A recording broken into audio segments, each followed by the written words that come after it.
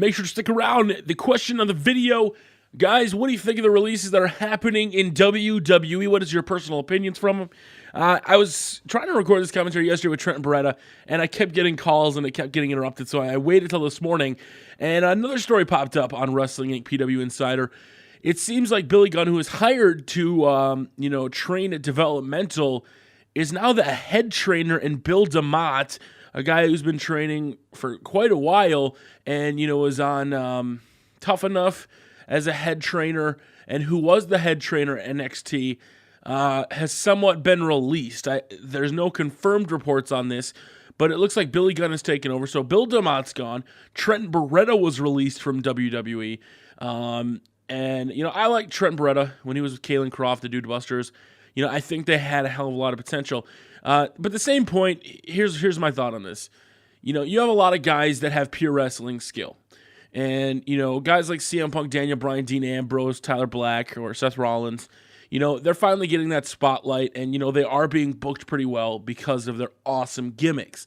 But I think some guys really, with the right gimmick, I don't think will ever be as big as some of those guys. With Dean Ambrose, Seth Rollins, I think what made him big is coming in as the Shield. You have guys like Trent Beretta, where I don't know what they would do. I don't know how you would build them. I mean, same thing with Justin Gabriel.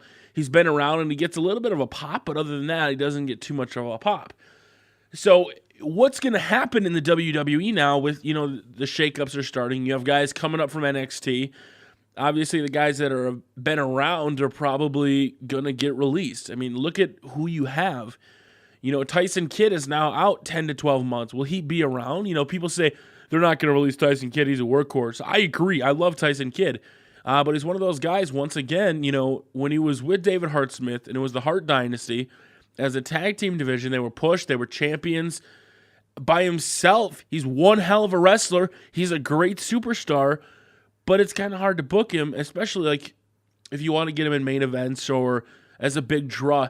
How do you see him going over, CM Punk? And that's where I think a huge disadvantage has come in the WWE. Now, granted, every company's going to have mid-carders.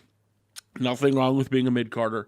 But some guys will always get stuck in that, the genre. And unfortunately, guys like Trent Beretta who are getting released, Tyler Rex, who actually asked for his release technically because he started his social media company, it's going to be a problem. I think a lot more guys are going to start to get released, and it'll be interesting to see who gets released as these guys come up from NXT, as guys really don't do anything. And I wouldn't be surprised if guys like JTG or Yoshitatsu, I think he's pretty much safe because they need to cover, nationality-wise, all the nationalities. And I think Yoshi's covered.